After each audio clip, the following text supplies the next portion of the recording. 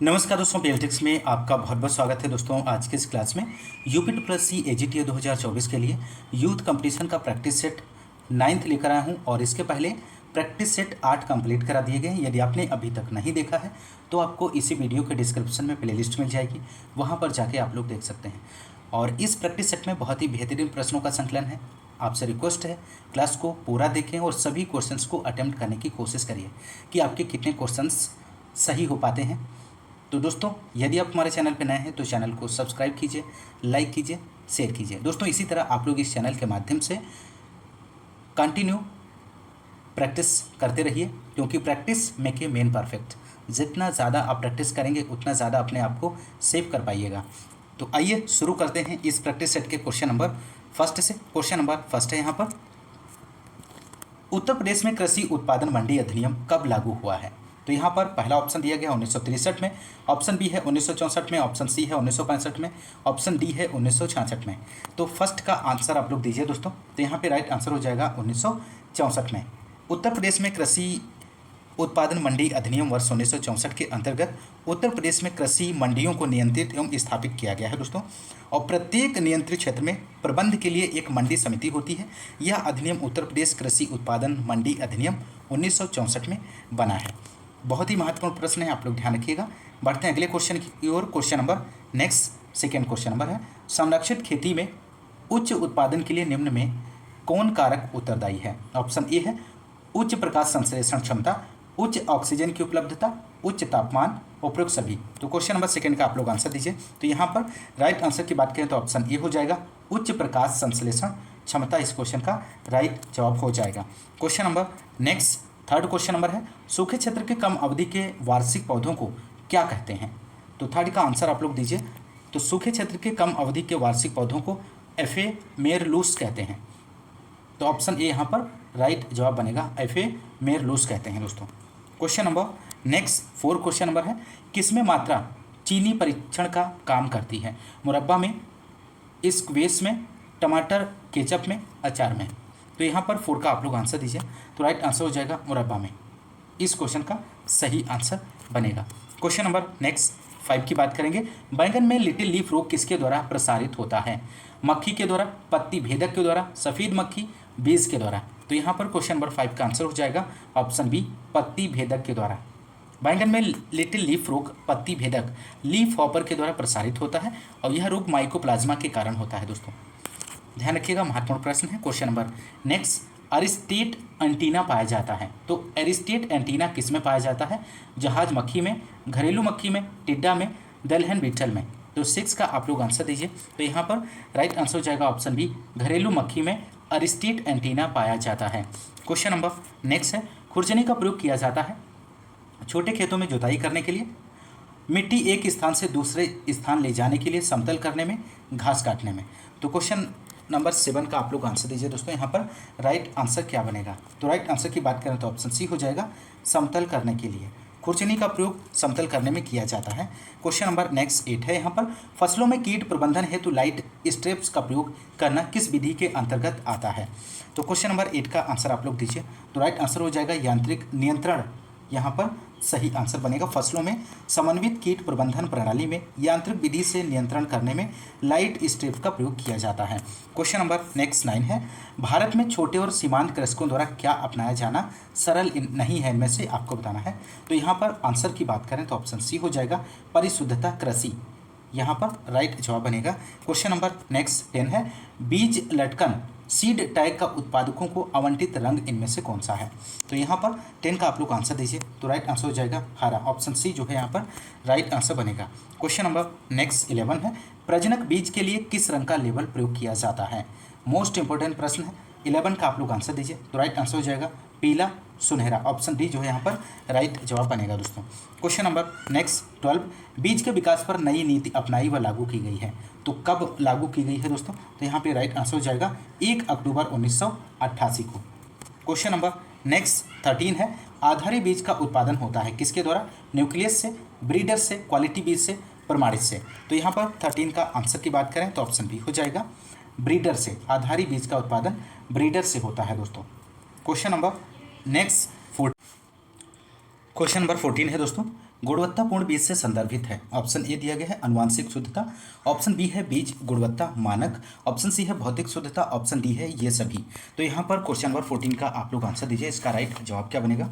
तो right answer होगा option D ये सभी, आनुवांशिक शुद्धता, बीज गुणवत्ता मानक, भौतिक शुद्धता, ये सभी ऑप्शन यहाँ पर राइट जवाब हो जाएगा। क्वेश्चन नंबर नेक्स्ट है, यदि वार्षिक वर्षा 750 मिमी से कम हो तो संपन्न होने वाली कृषि पद्धति को जाना जाता है। किस नाम से जाना जाता है? शुष्क खेती के नाम से, शुष्क भूमि कृषि, वर्षाधीन खेती, उपयुक्त में से कोई नहीं। तो 15 का राइट आंसर होगा दोस्तों ऑप्शन ए शुष्क खेती, इस क्वेश्चन का सही आंसर बनेगा दोस्तों। नेक्स्ट क्वेश्चन, क्वेश्चन नंबर 16 है, मक्का आलू प्याज के एक वर्षीय फसल चक्र की सघनता क्या है इनमें से? तो 16 का आंसर होगा ऑप्शन डी 300%। फसल चक्र सघनता बराबर होता है फसल चक्र में फसलों की संख्या बटे फसल चक्र में लगा समय वर्ष में इंटू 100। तो यहाँ पर 300% इसका राइट जवाब बनेगा दोस्तों। क्वेश्चन नंबर नेक्स्ट है, धान गन्ना पेड़ी मूंग फसल चक्र की गहनता कितनी है दोस्तों? तो यहाँ पर राइट आंसर ऑप्शन ए हो जाएगा 133.33%। क्वेश्चन नंबर नेक्स्ट है, फल व सब्जी के पॉलीथीन की थैली भंडारण से फल व सब्जी की भंडारण क्षमता बढ़ जाती है। तो 18 का आप लोग आंसर दीजिए दोस्तों। तो यहाँ पे राइट आंसर की बात करें तो ऑप्शन डी हो जाएगा, उपयुक्त सभी के कारण, कार्बन डाइऑक्साइड की मात्रा में बढ़ोतरी के कारण, शोषण दर में घटोतरी के कारण, आर्द्रता में बढ़ोतरी के कारण। तो यहाँ पर सभी ऑप्शंस राइट जवाब बनेगा। Question number next 19 question number है, फल एवं सब्जियों का संरक्षण करने हेतु स्थायी संरक्षण मिलाया जाता है। Sodium chloride, potassium metabisulphate, potassium sulphate, शर्करा। तो 19 का आप लोग आंसर दीजिए। तो राइट आंसर होगा ऑप्शन बी पोटेशियम मेटाबाइसल्फाइड, इस क्वेश्चन का सही आंसर बन जाएगा दोस्तों। क्वेश्चन नंबर नेक्स्ट 20 की बात करेंगे, रिफ्रैक्टोमीटर का प्रयोग किसके निर्धारण में करते हैं? खनिज के निर्धारण में, विटामिन TSS कुल घुलनशील ठोस, इनमें से कोई नहीं। तो यहाँ पर 20 का आंसर होगा दोस्तों ऑप्शन सी TSS कुल घुलनशील ठोस के निर्धारण में करते हैं। क्वेश्चन नंबर नेक्स्ट 21 है, हल्दी की प्रकंद की प्रोसेसिंग के अंतर्गत कितने दिनों तक धूप में सुखाया जाता है? तो 21 का आंसर दीजिए। तो राइट आंसर बनेगा यहाँ पर ऑप्शन सी 10 से 15 दिन, इस क्वेश्चन का सही आंसर हो जाएगा दोस्तों।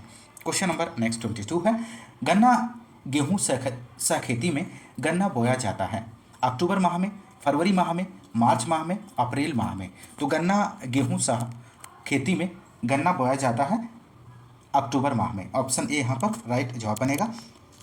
क्वेश्चन नंबर नेक्स्ट 23 है, गेहूं का अच्छी प्रकार भंडारण करने के लिए न्यूनतम नमी होनी चाहिए। तो कितने परसेंट न्यूनतम नमी होनी चाहिए?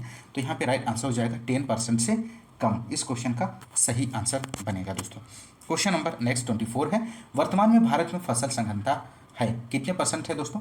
तो 24 का आंसर की बात करें तो ऑप्शन डी हो जाएगा 140%, इस क्वेश्चन का सही आंसर बन जाएगा दोस्तों। वर्तमान में भारत में फसल सघनता 2010 के अनुसार यदि हम बात करें तो 138% है, जो कि ऑप्शन डी यहाँ पर जो है सही आंसर बनेगा दोस्तों। क्वेश्चन नंबर नेक्स्ट 25 है, सस्य विज्ञान का जनक किसे कहा जाता है? मोस्ट इंपॉर्टेंट प्रश्न है, इस क्वेश्चन का आप लोग आंसर दीजिए दोस्तों। तो यहाँ पर राइट आंसर हो जाएगा ऑप्शन बी पीटर डी क्रेसेंजी को सस्य विज्ञान का जनक कहा जाता है। और खरपतवार विज्ञान के जनक की बात करें तो जेथ्रो टूल हैं दोस्तों, और मृदा विज्ञान के जनक की बात करें तो बीवी डोकुचेव हैं, और कीट विज्ञान के जनक विलियम किर्वी हैं, और पादप रोग विज्ञान के जनक की बात करें तो एंटोन डी बैरी हैं। बहुत ही महत्वपूर्ण जानकारी है, आप लोग ध्यान रखिएगा, यहाँ से क्वेश्चन आपको एग्जाम में देखने को मिलेगा। क्वेश्चन नंबर नेक्स्ट 26 है, पौधे हरे दिखाई देते हैं क्योंकि ये हरे विकिरण को परावर्तित करते हैं, हरे विकिरण को अवशोषित करते हैं, सभी विकिरणों को अवशोषित करते हैं, सभी विकिरणों को परावर्तित करते हैं। तो 26 का राइट आंसर होगा ऑप्शन ए हरे विकिरण को परावर्तित करते हैं। क्वेश्चन नंबर नेक्स्ट 27 है, पौधों में स्टोमेटल वाष्पोत्सर्जन संध्या समय आपको यहाँ पर बताना है। पूर्णतः बंद रहता है, पूर्णतः चालू रहता है, अंशतः चालू रहता है, उपयुक्त में से कोई नहीं। तो 27 का आंसर होगा दोस्तों ऑप्शन ए पूर्णतः बंद रहता है। क्वेश्चन नंबर नेक्स्ट 28 है, वाष्पोत्सर्जन किसके द्वारा मापा जाता है? तो आपको यहाँ पर बताना है दोस्तों वाष्पोत्सर्जन किसके द्वारा मापा जाता है। तो 28 का आंसर होगा ऑप्शन बी पोटोमीटर के द्वारा वाष्पोत्सर्जन मापा जाता है। क्वेश्चन नंबर नेक्स्ट 29 है, अंधकार अभिक्रिया किस में होती है? ग्रेना में होती है, स्ट्रोमा में होती है, कोशिका द्रव्य में होती है, रिक्तिका में होती है। तो अंधकार अभिक्रिया की यदि हम बात करें तो यहाँ पर स्ट्रोमा में होती है दोस्तों, ऑप्शन बी राइट जवाब बनेगा। क्वेश्चन नंबर नेक्स्ट 30 है, न्यूक्लिक अम्ल का निर्माण किस दिशा में होता है। तो न्यूक्लिक अम्ल का निर्माण आपको बताना है किस दिशा में होता है। तो यहाँ पे 30 का आंसर हो जाएगा ऑप्शन बी, इस क्वेश्चन का सही आंसर बनेगा दोस्तों। और न्यूक्लिक अम्ल की बात करें तो दो प्रकार के होते हैं, डीएनए और आरएनए। डीएनए का पूरा जो नाम होता है डीऑक्सी राइबो न्यूक्लिक अम्ल होता है, और आरएनए का आरएनए को राइबो न्यूक्लिक अम्ल कहते हैं दोस्तों। ध्यान रखिएगा। क्वेश्चन नंबर 31 है, क्रोमोसोम शब्द प्रतिपादित किया था। तो क्रोमोसोम शब्द किसके द्वारा प्रतिपादित किया गया है। तो 31 का आंसर हो जाएगा वाल्डेयर 1888। क्रोमोसोम शब्द वाल्डेयर 1888 और प्रोटोप्लाज्म शब्द पुरकिंजे 1837। माइटोकांड्रिया की बात करें तो माइटोकांड्रिया शब्द सी बेंडा 1898। और सेंट्रोसोम की बात करें तो सेंट्रोसोम शब्द थ्यूडोर बोवेरी थ्यूडोर बोवेरी, ध्यान रखिएगा, 1895। तो 31 का आंसर ऑप्शन बी हो जाएगा वाल्डियर 1888। क्वेश्चन नंबर नेक्स्ट 32 है, हॉर्डी वाइनबर्ग नियम किस वर्ष में स्थापित हुआ। ऑप्शन ए दिया गया 1908, ऑप्शन बी है 1917, ऑप्शन सी है 1956, ऑप्शन डी है 2001 में। तो 32 का आप लोग आंसर दीजिए। तो यहाँ पर राइट आंसर हो जाएगा ऑप्शन ए 1908 में। हॉर्डी वाइनबर्ग का नियम आबादी में आनुवांशिक विभिन्नता का परीक्षण करता है, और सन 1908 में हार्डियम वाइनबर्ग ने स्पष्ट किया कि जिन आबादियों में आनुवांशिक परिवर्तन नहीं होते उनमें पीढ़ी दर पीढ़ी एलीली जीनों और जीन रूपों की आवृत्तियों से संतुलन बना रहता है। इसे हार्डी वाइनबर्ग संतुलन कहते हैं। तो ऑप्शन ए यहाँ पर राइट जवाब बनेगा। क्वेश्चन नंबर 33 है, जीनोटाइप इंटू पर्यावरण अंतःक्रिया तभी संपन्न होता है जब एक जीनोटाइप और दो पर्यावरण हो, दो जीनोटाइप और एक पर्यावरण हो, तीन जीनोटाइप और एक पर्यावरण हो, दो या अधिक जीनोटाइप हो और दो या अधिक पर्यावरण हो। तो 33 का आंसर क्या बनेगा दोस्तों। तो यहाँ पर राइट आंसर होगा ऑप्शन डी, दो या अधिक जीनोटाइप हो और दो या अधिक पर्यावरण हो। क्वेश्चन नंबर नेक्स्ट 34 है, ट्रिपल मोनोसोमिक इनमें से किसका प्रतिनिधित्व कर सकता है। तो यहाँ पर आप लोग आंसर दीजिए दोस्तों। तो यहाँ पर राइट आंसर हो जाएगा ऑप्शन सी, 2n -1 इस क्वेश्चन का सही आंसर बनेगा। ट्रिपल मोनोसोमिक का प्रतिनिधित्व करता है। क्वेश्चन नंबर नेक्स्ट है यहाँ पर 35, पीढ़ी में उपज के गुण के लिए वर्ण के प्रभावी न होने का कारण इनमें से आपको यहाँ पर बताना है। तो 35 का आंसर यहाँ पर हो जाएगा दोस्तों ऑप्शन सी, उपयुक्त दोनों, अम्ल वंशागतित्व, वातावरण का अधिक प्रभाव। क्वेश्चन नंबर नेक्स्ट 36 है, निम्नलिखित में से किस अवार्ड को ग्रीन ऑस्कर के रूप में जाना जाता है। तो किस अवार्ड को ग्रीन ऑस्कर के रूप में जाना जाता है दोस्तों। तो 36 का आप लोग आंसर दीजिए। तो राइट आंसर हो जाएगा व्हिटली अवार्ड के नाम से जाना जाता है। क्वेश्चन नंबर नेक्स्ट, अवस्था के आधार पर प्रदूषक कितने प्रकार के होते हैं। तो अवस्था के आधार पर प्रदूषक के प्रकार आपको बताना है। तो राइट आंसर हो जाएगा यहाँ पर ऑप्शन ए, 3 प्रकार के होते हैं। अवस्था के आधार पर प्रदूषक 3 प्रकार के होते हैं, ठोस कणकीय प्रदूषण, तरल प्रदूषण और गैसीय प्रदूषण। ठोस कणकीय प्रदूषण के अंतर्गत एरोसोल, धूलकण, औद्योगिक अवशिष्ट पदार्थ, सिलिका आते हैं, और तरल प्रदूषक में यूरिया, अमोनिया, ऑयल, स्लिक्स आते हैं दोस्तों। और गैसीय प्रदूषक में सल्फर डाइऑक्साइड SO2 आते हैं दोस्तों, आप लोग ध्यान रखिएगा। क्वेश्चन नंबर नेक्स्ट है, वाटर शेड मैनेजमेंट से निम्न में से कौन सा जुड़ा रहा है। तो यहाँ पर 38 का आपको आंसर देना है। तो राइट आंसर हो जाएगा Rajendra Singh. Rajendra Singh water shade management से जुड़े रहे हैं, और इन्हें भारत का जल पुरुष के नाम से भी जाना जाता है। और इनका कार्यक्षेत्र राजस्थान रहा है, जहां इन्होंने जोहड़ और चेक डैम्स बनाकर जल की समस्या का काफ़ी हद तक समाधान किया है। बहुत ही महत्वपूर्ण प्रश्न है, ध्यान रखिएगा। क्वेश्चन नंबर 39 है, जल निकास गुणांक किसे कहते हैं। 24 घंटों में निकाले गए जल की मात्रा, 12 घंटों में निकाले गए जल की मात्रा, वर्ष भर में निकाले गए जल की मात्रा, उपयुक्त में से कोई नहीं। तो 39 का यहाँ पर आंसर हो जाएगा ऑप्शन ए, 24 घंटों में निकाले गए जल की मात्रा। क्वेश्चन नंबर नेक्स्ट है, वह जल जो आवश्यकता से अधिक हो बहकर चला जाता है उसे क्या कहते हैं। तो यहाँ पर आप लोग आंसर दीजिए, बहुत ही महत्वपूर्ण प्रश्न है। तो राइट आंसर हो जाएगा ऑप्शन सी, उसे अफवाह कहते हैं। क्वेश्चन नंबर 41 है, ड्रिप सिंचाई में भारत का अग्रिम प्रदेश कौन सा है। तो ड्रिप सिंचाई में आपको बताना है भारत का अग्रिम प्रदेश कौन सा है। पंजाब है, महाराष्ट्र है, उत्तर प्रदेश है, हरियाणा है। तो यहाँ पर 41 का आंसर होगा ऑप्शन बी महाराष्ट्र। भारत में ड्रिप सिंचाई के अग्रणी राज्यों में महाराष्ट्र है दोस्तों। क्वेश्चन नंबर नेक्स्ट 42 है, मृदा संरक्षण का जनक किसको माना जाता है? तो मृदा संरक्षण का जनक आपको बताना है किसको माना जाता है दोस्तों। तो यहाँ पर 42 का आंसर हो जाएगा ह्यूग हाइमंड वेनेर को। ह्यूग हाइमंड वेनेर को मृदा संरक्षण का जनक माना जाता है। इन्होंने 1930 के दशक में संयुक्त राज्य अमेरिका में मृदा संरक्षण आंदोलन का नेतृत्व किया और मृदा संरक्षण में जागरूकता फैलाई। क्वेश्चन नंबर नेक्स्ट 43 है, तराई की मृदा में कमी होती है, किस तत्व की कमी होती है? जिंक की कमी, लोहा, गंधक, मोलिब्डेनम। तो 43 का आप लोग आंसर दीजिए। तो यहाँ पर राइट आंसर हो जाएगा ऑप्शन ए, जिंक की कमी पाई जाती है। क्वेश्चन नंबर नेक्स्ट 44 है, कौन सा कारक नाइट्रिफिकेशन को प्रभावित नहीं करता है? वायु, बीज, तापक्रम, नमी। इनमें से आपको बताना है कौन सा कारक है जो नाइट्रिफिकेशन को प्रभावित नहीं करता है। तो 44 का आंसर यहाँ पर बनेगा ऑप्शन बी बीज। यहाँ पर सही जवाब बनेगा।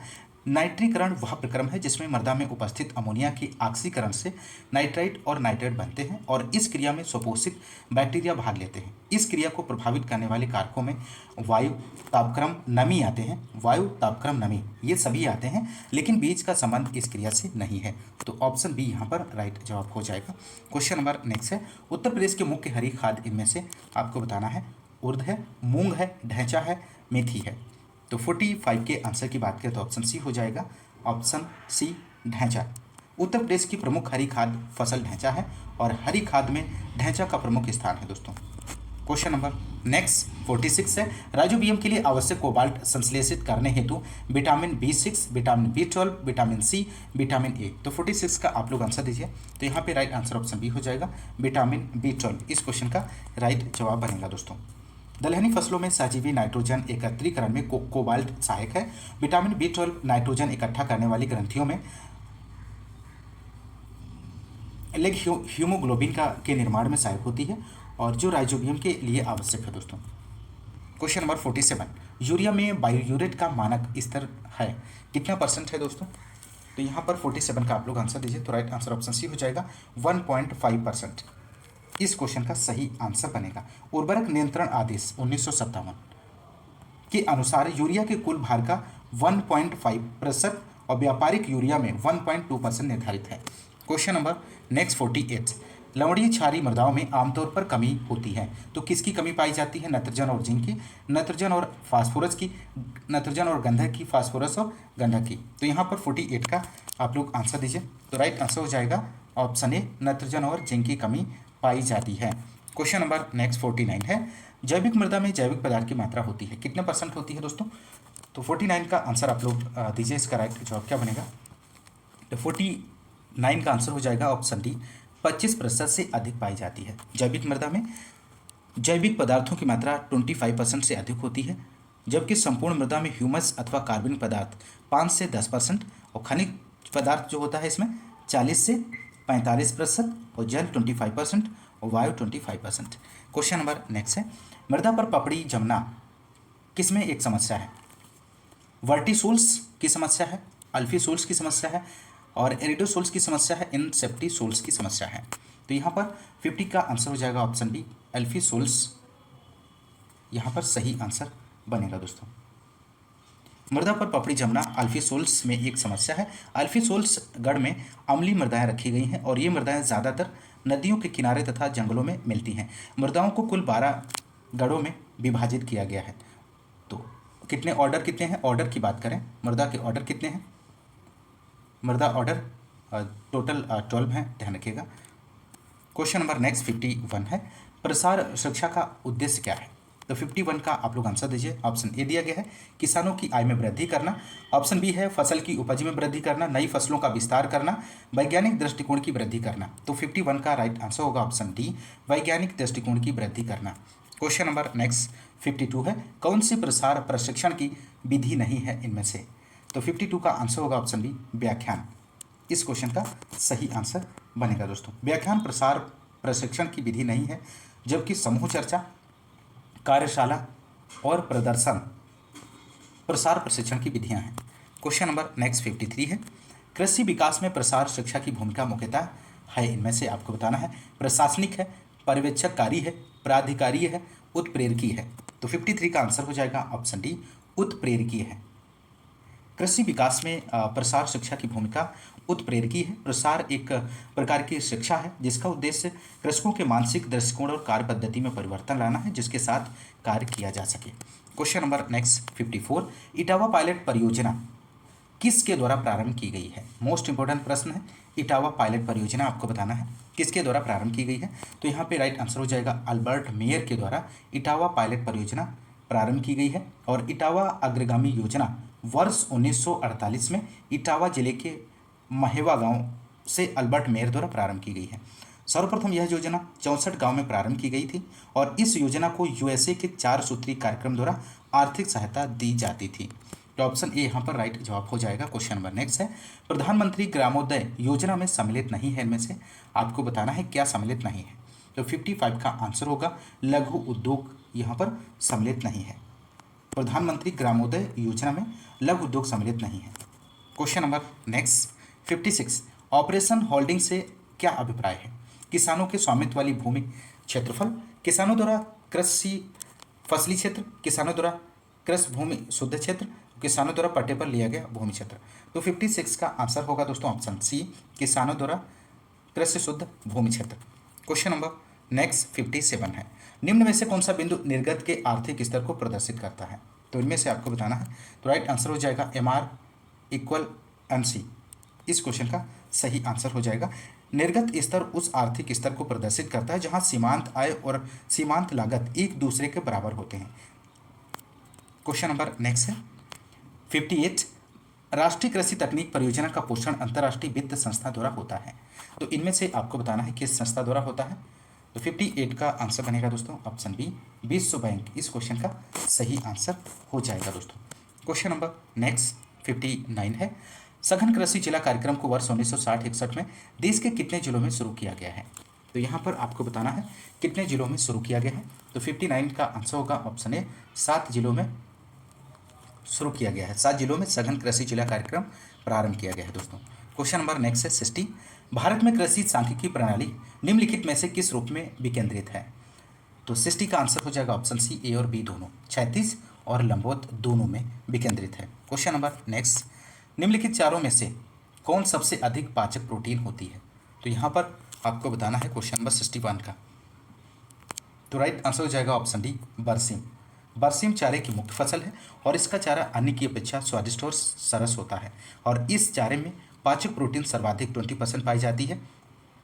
तो ऑप्शन डी यहाँ पर राइट जवाब बनेगा। क्वेश्चन नंबर नेक्स्ट है, निम्नलिखित में से क्रॉस ब्रीड गाय कौन है? इनमें से जर्सी है, ब्राउन स्विस है, करन स्विस है, होल्स्टीन। तो यहाँ पर 62 का आंसर हो जाएगा ऑप्शन सी, करन स्विस यहाँ पर सही जवाब बनेगा। करन स्विस नस्ल भारतीय साहिवाल और अमेरिकी ब्राउन स्विस नस्ल के साड़ों के हिमीकृत वीर्य से राष्ट्रीय डेयरी अनुसंधान संस्थान करनाल में विकसित की गई है। तो यहाँ पर ऑप्शन सी सही जवाब बनेगा। क्वेश्चन नंबर नेक्स्ट है यहाँ पर 63, विश्व की दूध की रानी किस नस्ल की बकरी को कहा जाता है? मोस्ट इंपोर्टेंट प्रश्न है। तो यहाँ पर आपको बताना है विश्व की दूध की रानी किस नस्ल की बकरी को कहा जाता है? तो यहाँ पर राइट आंसर हो जाएगा ऑप्शन बी, सानेन। विश्व की दूध की रानी स्विट्जरलैंड में जन्मी सानेन बकरी को कहा जाता है। तो मांस के लिए बकरी की प्रमुख प्रजाति बलूची है, ध्यान रखिएगा, और अंगोरा बकरी के बालों से मोहेयर नामक ऊन बनाई जाती है। ये सभी पॉइंट बहुत ही महत्वपूर्ण है। क्वेश्चन नंबर नेक्स्ट है, एपी कल्चर किससे संबंधित है? तो एपी कल्चर यहाँ पर मधुमक्खी पालन से संबंधित है दोस्तों। एपी कल्चर का संबंध मधुमक्खी पालन से है और इसके अंतर्गत शहद मोम का उत्पादन व्यावसायिक स्तर पर किया जाता है। क्वेश्चन नंबर नेक्स्ट, मैस्टाइटिस दुधारू पशुओं का एक संक्रमण रोग है जो मुख्यतः किसको प्रभावित करता है? तो राइट आंसर ऑप्शन ए हो जाएगा, थन को प्रभावित करता है। क्वेश्चन नंबर नेक्स्ट, यहाँ पर कंप्यूटर सूचना प्रौद्योगिकी से संबंधित क्वेश्चंस को देखेंगे। क्वेश्चन नंबर 66, ALU और कंट्रोल यूनिट को एक साथ आमतौर पर किसके रूप में जाना जाता है? तो यहाँ पर बहुत ही महत्वपूर्ण प्रश्न है, आप लोग आंसर दीजिए। 66 का आंसर क्या बनेगा? तो राइट आंसर हो जाएगा ऑप्शन बी, प्रोसेसर के रूप में जाना जाता है।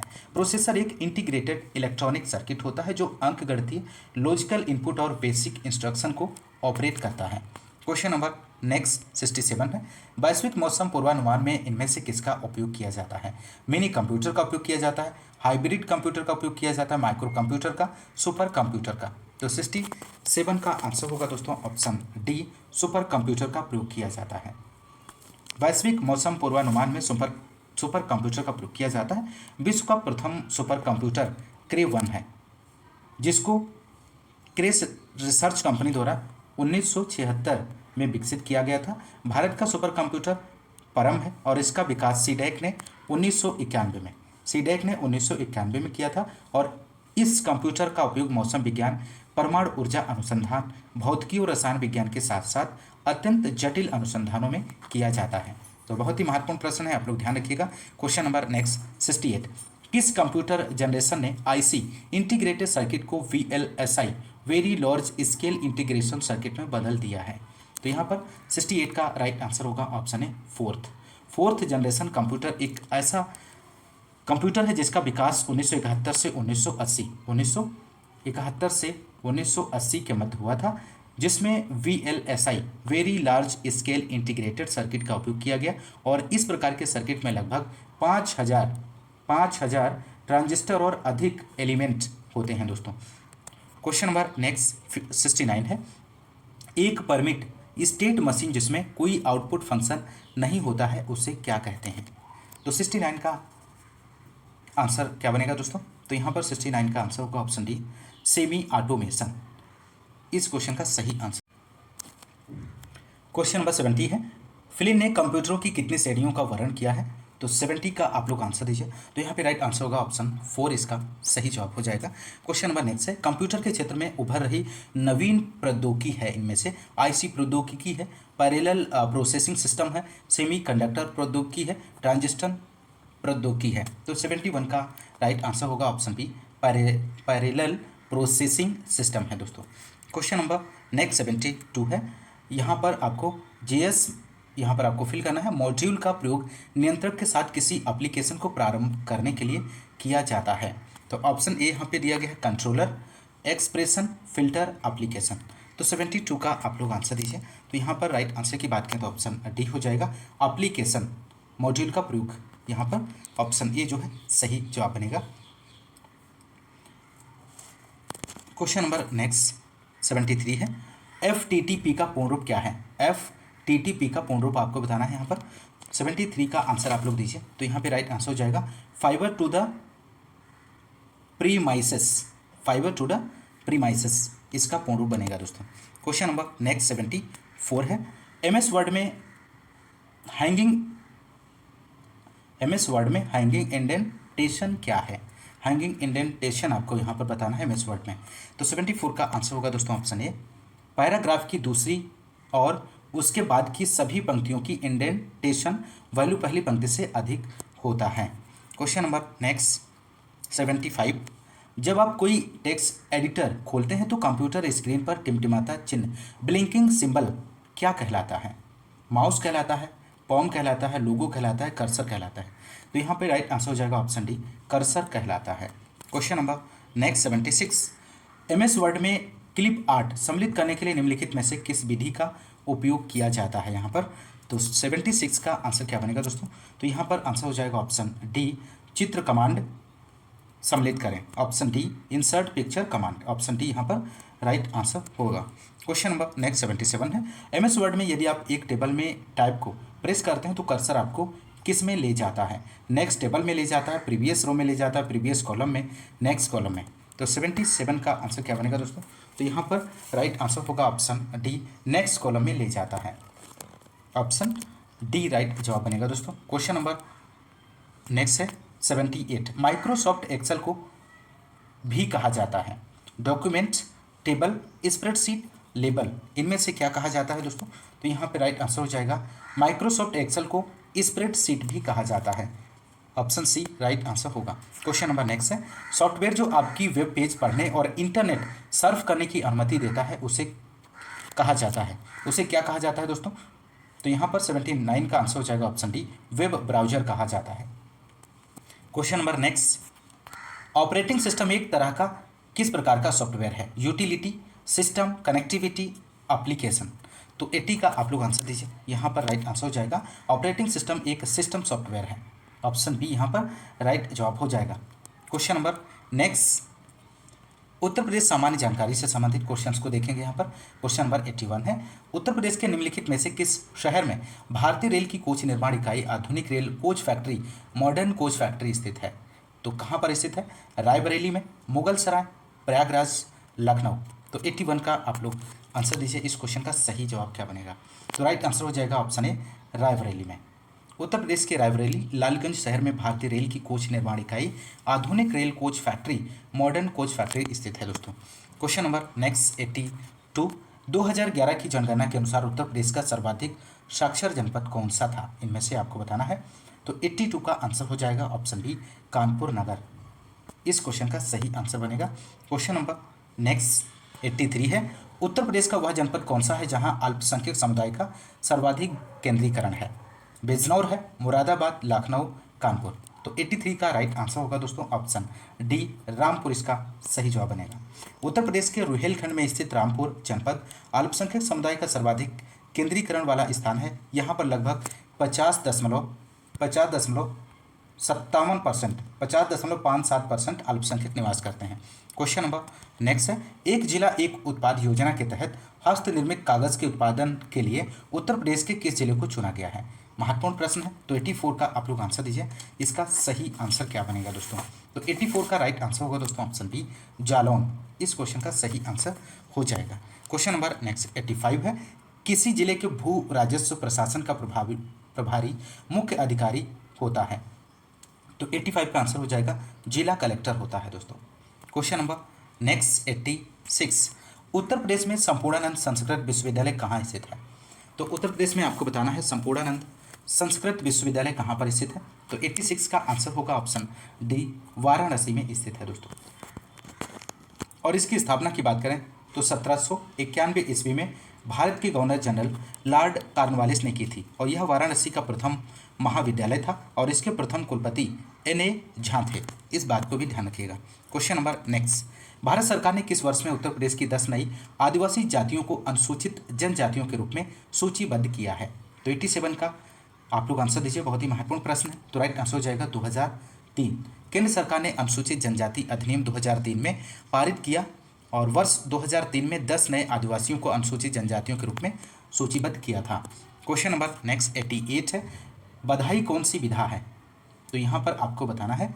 तो राइट आंसर हो जाएगा बुंदेलखंड का लोक संगीत है दोस्तों। बधाई बुंदेलखंड की लोक संगीत विधा है। तो ऑप्शन ए यहाँ पर राइट आंसर बनेगा। क्वेश्चन नंबर नेक्स्ट 89, सूची फर्स्ट एवं सूची सेकंड को सम्मिलित कीजिए तथा नीचे दिए गए कोड से सही उत्तर चुनिए। एक तरफ सूची फर्स्ट है, दूसरी तरफ सूची सेकंड दी गई है। तो 89 का आंसर क्या बनेगा? तो यहाँ पर सम्मिलित करना है आपको। तो कनक भवन की बात करें तो कनक भवन कहाँ है? अयोध्या में है। कामदगिर पर्वत चित्रकूट में है और कालिंजर दुर्ग बांदा में है और देवा शरीफ बाराबंकी में है। तो यहाँ पर 89 का जो राइट आंसर होगा दोस्तों ऑप्शन बी हो जाएगा। ए का 4, बी का 3, सी का 2 और डी का 1 सही जवाब बनेगा। Question number next 90 question number है, निम्नलिखित में से किस स्थान पर उत्तर मध्य क्षेत्र सांस्कृतिक केंद्र स्थित है? प्रयागराज में, कानपुर में, वाराणसी, लखनऊ। तो आप लोग आंसर दीजिए। 90 का सही जवाब क्या बनेगा इस क्वेश्चन का? तो यहाँ पर राइट आंसर होगा option A, Prayagraj. Question number next 91 है यहाँ पर दोस्तों, सूची फर्स्ट को सूची सेकंड से सम्मिलित कीजिए और सूचियों के नीचे दिए गए कोड का प्रयोग करते हुए सही उत्तर चुनिए। सूची फर्स्ट में उत्तर प्रदेश में ऐतिहासिक इमारत दी गई है, सूची सेकंड में उनके स्थान दिए गए हैं। तो यहाँ पर आपको इसका राइट जवाब देना है। तो ऑप्शन ए 84 गुंबद, 84 गुंबद का जो मिलान होगा ऑप्शन 4 से जालौन, जामा मस्जिद का जो मिलान हो जाएगा मुरादाबाद और बौद्ध स्तूप का जो मिलान होगा कुशीनगर कामदगिर पर्वत का चित्रकूट से। तो यहाँ पे 91 का जो राइट आंसर होगा ऑप्शन सी हो जाएगा। ए का 4, बी का 3, सी का 2, डी का 1 राइट आंसर होगा। क्वेश्चन नंबर नेक्स्ट है, उत्तर प्रदेश राज्य में यमुना एक्सप्रेसवे निम्नलिखित किन 2 शहरों को जोड़ने के लिए बनाया गया है?